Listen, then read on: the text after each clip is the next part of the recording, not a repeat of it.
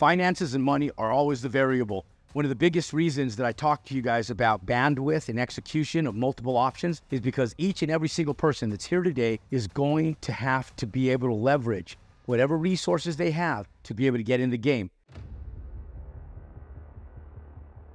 The good news is that there's multiple resources, and today I'm going to specifically go over the difference between a construction loan for your first build or your first investment versus purchasing, utilizing a business line of credit. Now, if you haven't already watched my how to set up a business line of credit and get your company established to get a business line of credit, then you're going to want to go back and rewatch a video that I recorded just a couple weeks ago related to how to establish business credit. Now, the good news is that I'm going to link that at the end of this video, and I'm going to today talk to you guys about the pros and cons, the good and bad of both construction loans and the goods and bads of business lines of credit.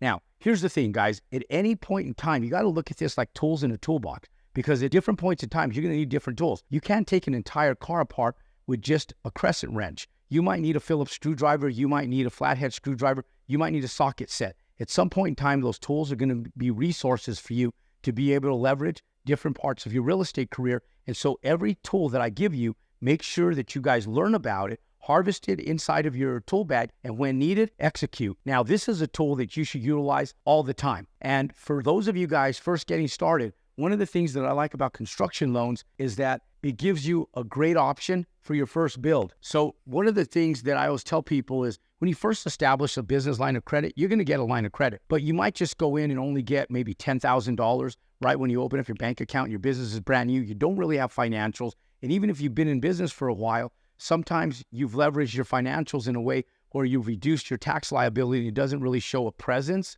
of good, stable, healthy growth. And so it takes a year or two to be able to establish business lines of credit. But you should do it, because the second you open your doors, the business line of credit is going to give you guys a little bit more options over the course of time. And I'll go over that in just one second. Now, let's go over the good attributes of a construction loan. One of the things that I love construction loans for is because when I have a specific project, if I need larger leverage, meaning more money, I'm able to get larger money quicker. So I have more leverage. I can get lending with larger quantities. So let's say, for sake of example, I'm building an $800,000 house, and in that $800,000 house, the land is $150,000, theoretically speaking. If the build itself cost me $400,000, that means I'm going to need a total of $550,000 to both buy the land and build the house. Now, on an $800,000 house, I can go in and get that $550,000 in a construction loan on my very first build to be able to facilitate it without having to have a large bankroll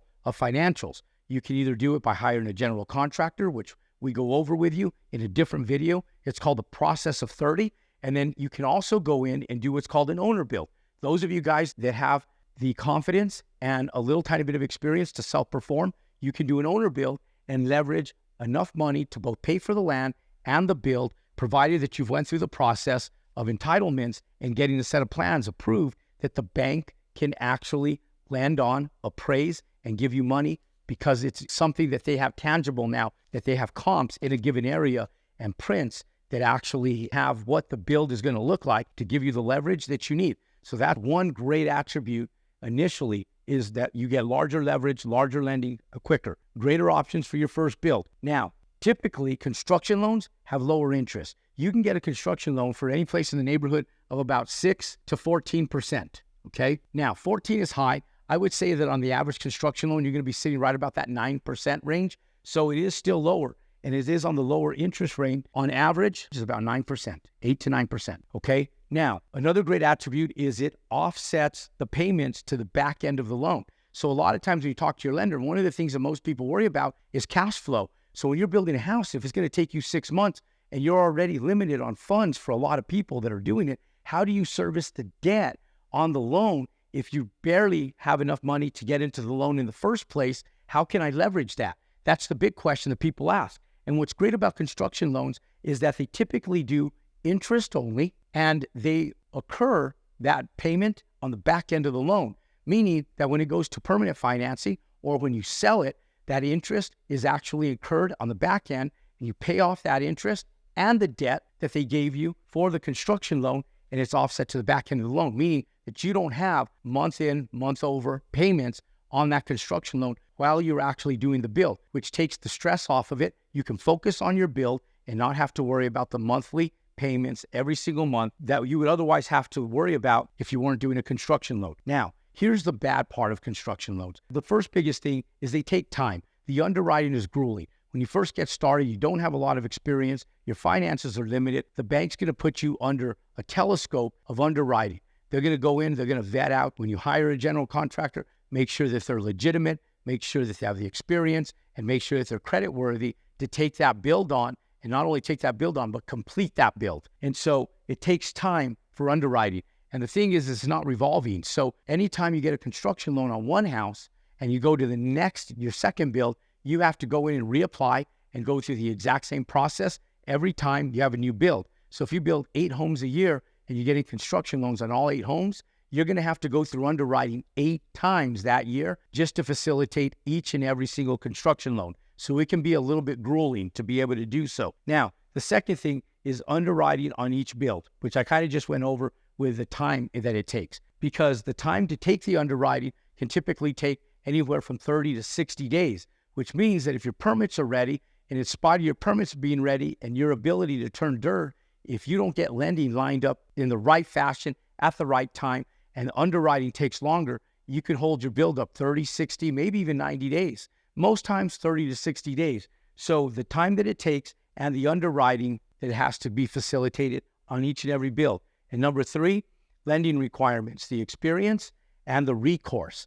Now, with construction loans, they're typically full recourse loans, which means that if you default on it, they'll take the property, but then they hold you responsible for paying off the variance of what they've lent you and what the property doesn't fulfill as far as value. So if you get halfway through a build and you default on that loan, you're personally responsible for the recourse of that loan and ultimately paying it back, whether you finish the build or not. So the biggest thing is it's very important that you're educated and mentored by somebody like me that can help you get from the start to the finish, provided that you are an action taker and provided that you are an executor, that you're listening and implementing the systems and processes that we're actually teaching. And if you implement and you take action and you go through the process, recourse is not a big deal. It's for non-action takers, lazy people, or people that always have a box full of excuses or run into life unvariable circumstances that recourse becomes an issue. And so I always tell people, it's time to perform, okay? I had a lender one time tell me, he said, "Hey, Jerome," I was sitting back looking at the recourse parameters on the loan. And I remember sitting back and I was having them change them. And I was complaining about them. And I said, "Hey, look, this is pretty overwhelming, man. Like, this is crazy. You're going to take my buildings, my home, my this, my that." And he said, "Hey, Jerome," he goes, "do you want the money or not?" And now, obviously, this was for a much bigger project. It was for one of my multifamily apartment projects. And he said, "Look," and it was actually for my Youngtown project. And I remember this guy, Garrett, he calls me up and he said, "Hey, Jerome," he goes, "what seems to be the problem?" And I said, "I just don't like the recourse parameters. They seem a little bit grueling." And what happened was they were trying to take my stocks from my trust and collateralize them. I said, "No way, we're not doing it." He said, "Hey, Jerome, look, how many times have you executed in the past?" I said, "Every time." He said, "So what's the problem?" He said, "Go get it done. If you get it done, you don't have to worry about the recourse. Just execute." And I said, "Right." So I went to work, and that's what you need to do. You need to pay attention, get to work, and execute. Now, that's the pros and cons for construction lending. Now, let's look at the contrary, business lines of credit. Let's first go for good, okay? Let's go through the goods part, the pros, the good stuff. Business lines of credit are quicker. When I say quicker, just the bandwidth for money is quicker. Because once you have an unsecured business line of credit, one of the things that I love about them is that revolving line of credit is always there for you. So if you get permit approved, you don't have to wait for underwriting. And once you have a business line of credit, you have a business line of credit. And so the great news is that when you go in and you're ready to execute, you can take it down that date because that money is there on the credit line ready for you to go to work. So if you get permits today, you can start today. Second thing is it's better long-term bandwidth. Because of that, you have better bandwidth. You can move through your products quicker. If you're spending every single year, if you do 6 builds and you spend 6 months in underwriting, 30 days for every build, you spend 6 months in underwriting. You wasted 6 months. You could have built 4 or 5 more homes in the bandwidth of time that you would have built those with a business line of credit, where if you're doing construction loans, it takes longer. So you have quicker bandwidth and you have better bandwidth long-term with a business line of credit. Because once one house sells, you pay off your business line of credit, you start another house. And the biggest thing is when you do that and your business line of credit grows, you could build 2, 3, 4 homes at a time. And as one house sells, you sell it off, you start another home. Another house sells, you pay it off, you start another home. And it's just revolving. So your bandwidth is quicker for execution. You have a lot better bandwidth. Potential for larger lending with credit lines down long term. And what that means is, guys, you're limited to each individual build here. So if you're building an $800,000 house, you might be limited to $550,000, $600,000 per home on each one of these. Now, with the business line of credit, think about it this way. You go in, you sell your house. You have a brand new business. Most businesses are not cash flow positive for 2 years, guys. It takes 2 years. So your third year, you're finally cash flow positive on over 96% of new businesses. Do you guys know that 90% of new businesses fail within the first 12 months? And then in the next 12 months, only 5% of businesses make it. So here's how strong our business model is. You come in, you do one build. If that build is $800,000, your gross annualized revenue, even if it takes you an entire year to do one build, is $800,000. So if you go to the bank and you tell them, if they go, what's your gross revenue for the year? And this is year number one, guys. You say $800K. How strong is that to the bank? And if they ask you, what was your net taxable income? And let's say you go to the bank and say it was $165,000 net. So this was gross, net, first year, 65K. How does your business look to the bank? It's only one house, but they're looking at it in a revenue standpoint. So when you sit back and you ask them for this, all of a sudden you become from a $10,000 credit line to a $200,000 credit line to a $500,000 credit line to $1 million credit line. And all of a sudden, the potential for larger lending and that credit line growing becomes a lot bigger. Now, for those of you guys that are self-employed, you're in business, you know exactly what I'm talking about. Our phones ring in our offices every single day, and I know they do in yours as well. And they're asking us, hey, I know you're in business. Do you need more computers? Do you need more office equipment? Do you need more trucks? Do you need to finance payroll for growth? What can we lend you to be able to help your business grow? We're in the business growth lending business, and we want to give you a business line of credit to allow your company to grow. And so a lot of times, these companies are begging for you to come in and execute to be able to have a larger bandwidth and larger credit lines for established and reputable businesses. So if you follow the process of how to set it up by doing your Dun & Bradstreet, the Better Business Bureau, you're reputable, you got a good bank account, your revenue's good, those are the attributes that they're looking at, that they're leaning on for leverage to be able to give you larger lending. So as this doubles to $1.6 million in year number 2, and this doubles to over $330,000 in year number 2 on net revenue, all of a sudden the bank's telescopes on you. They're like, wow, this is a real business. They didn't fail in their first year. Not only did they not fail in their second year, but they doubled sales in the second year. And now if you go in and do the same thing your third year, all of a sudden your EBITDA, your growth, guys, you have 100% growth every single year from going to 1 to 2, then 2 to 4. Your EBITDA, your overall gross revenue is continuing to scale up and grow. So if you look at people like Elon Musk, Tesla has never made money, but Tesla's EBITDA has always been positive. It's continued to grow in a positive nature. So where maybe the first year it did $100 million, then year number 2, it did $600 million. Then year number 3, it did $1 billion. Now it's doing multiple billions of dollars every single year. They add the Tesla truck, and what happens is the EBITDA growth is positive. The net revenue isn't, but the EBITDA growth is positive. It's doubling. It's going in. It's growing every single year. So all of a sudden, your potential for larger credit lines, bandwidth becomes a lot greater, and your credit line goes up. Now, what's cool about that is you underwrite one time, guys. You look at your business one time, and then you might have to send in the financials every time you ask for an increase, but they're not going through scrutinizing of who's your general contractor. What exactly are you using your money for? You can use it for trucks. They might send you a questionnaire asking you that stuff, but you're not dealing with a banker asking you how you're using that line of credit. So the bad thing is that you have to be responsible. If you're not responsible, one of the biggest things is if you utilize that money frivolously and spend it on dumb shit, you're ultimately responsible. So be wise, guys. Be wise to be able to utilize it only for your business and your business only. Your proceeds will come from the net that you get when you actually facilitate and execute through an entire build. So it's revolving, okay? That line of credit is revolving, meaning that if you have $1 million line of credit and you use $1 million line of credit, once you pay it off, let's say you build 2 homes with that, buy 2 lots with that. Once you sell one of those lots, one of those homes for $800,000, now you can pay off $800,000 of it, or maybe $700,000. you free it up to now go do 2 more homes.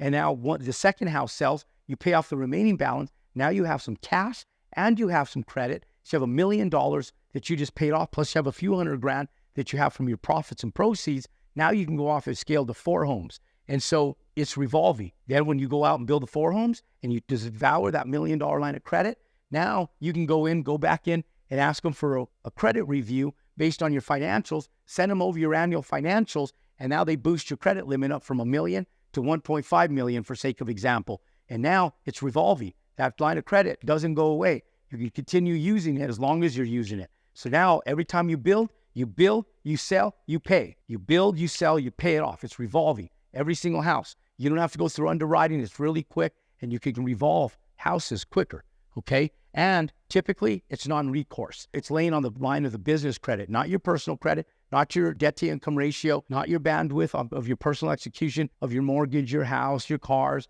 and that stuff. It's typically non-recourse. It's going off your business financials, and your business itself is the one that's standing on its own 2 feet, holding the recourse on that loan. Now, here's the bad part. Those are the great parts of it. This is why I love business lines of credit. Here's the bad parts of it, ladies and gentlemen. Higher interest typically. Typically, business revolving lines of credit are typically anywhere between 12 and 20% interest rates, okay? Between 12 to 20%, maybe even larger, APRs, okay? That's bad. But here's what's cool, is that people go, well, Jerome, if that's how expensive, doesn't that put risk on the project? No, because let's say for sake of example, you only have a couple months of that. You're only paying that interest on what you're utilizing. And because in your bills, you're what's called post-30, you go in and you say, you do your foundation, then you get the invoices from your contractor 30 days later, you pay them. And then you don't get charged interest for another 30 days. So before you even start getting paid charged interest, you're 30 to 60 days from having to make a payment and have to pay that interest rate. Here's the other thing that's cool, is that when you do it, it's a quick loan. You're not going to have that debt like a mortgage for the next 30 years of your life. You go in, and if you have $500,000 out on it, times point, let's call it 20, you have $500,000, 20% of that's $100,000, right? That's a lot of money. But let's say for sake of example, you go in and you only leverage that for a very short period of time. And so you go in and you leverage your own personal cash, you use this as an insurance policy. Even if you're paying a high interest rate, you may only land up paying about $10,000 to $15,000 in interest on every single home. So if you guys ever see me underwrite homes and we're sitting back and we're saying, okay, what's the debt service on this? Even if it's expensive, you're only holding that money out for 3 to 6 months. And because it's only 3 to 6 months, you may only pay between $15,000, $20,000 at best on your construction loan because you're only paying on what you're drawing on your line of credit. So when you're going in, you're drawing on that line of credit, not a construction loan. Same thing works over here on a construction loan. When you're drawing on it, you're only paying what you've drawn on both loans, okay? So it's minimal in comparison, but it does have higher interest, okay? So you do need to know that, and you need to be cautious with that. Now, it's limited when first established. When you go in, you first start your business, they're not just going to go in and give you $1 million line of credit. One of the biggest things that they'll end up doing is they'll say, hey, you're a brand new business, let's start you off with $10,000. When they start you off with $10,000, use it, then pay it off, use it, then pay it off. Be smart and wise with building your credit reputability. If you don't use it, it's bad because then they think you don't need it. And so the only way that you can show your credit worthiness is by being responsible, by using the money and paying it off. So when you first start, it limits your bandwidth when you're first established because one, you don't have the financials to be able to back it, and it takes a little bit of time to gain those financials for your business. So it's a little slow go in the beginning. That's why this portion comes in great as an option when you first get started. It's a little bit more grueling, but it's your barrier of entry. So with your barrier of entry, then you start easing into this. And when you're growing, maybe you do half your builds on construction loans, and maybe your line of credit's growing, and you do the other half on your business line of credit. And between the two, you have double the bandwidth, guys, double the bandwidth. Take the good, the bad of each, execute based on leverage, and now you can grow using both, guys, both construction loans and lines of credit. You don't have to pick between one or the other. You can pick between one or the other if you want, but you can also pick both, understand both, and where it benefits you best to utilize them at any given time. And sometimes you might be utilizing both at the exact same time, okay? Now, I'll tell you guys this. The only way to lose a business line of credit, there's 2 ways. One is not paying it, okay? So make sure you're always making your monthly payments. Second is it's restricted if not used. So if you get up to a $2 million business line of credit and you stop using it, like I did in 2008, then all of a sudden they start reducing it. Then I have to go back in and prove my credit worthiness to them again. And I have to go in and prove to them that I have the financial bandwidth to increase that business line of credit. You don't want to have to put yourself through that position, because that's like getting a construction loan. Just use it, guys. Even if it's modestly being used, even if your bandwidth for execution slows down because of economic circumstances, like the 2008 Great Recession, ladies and gentlemen, as long as you're using it, you won't lose it. But you got to use it or you lose it, plain and simple. Ladies and gentlemen, there's pros and cons to both of these. The biggest thing is execution and bandwidth. You got to execute, and your bandwidth, grow it. Because when you have tools in your toolbox, it gives you the leverage and ability for you to grow and make more money. If you want more content, more information just like this, click and subscribe and pound that thumbs up button. Ladies and gentlemen, I'm going to recommend some videos on how to establish business credit at the end of this video. Click, watch those videos, rewatch this one, comment below, #repeat if this is your second run. God bless you guys, and go out and compound your success.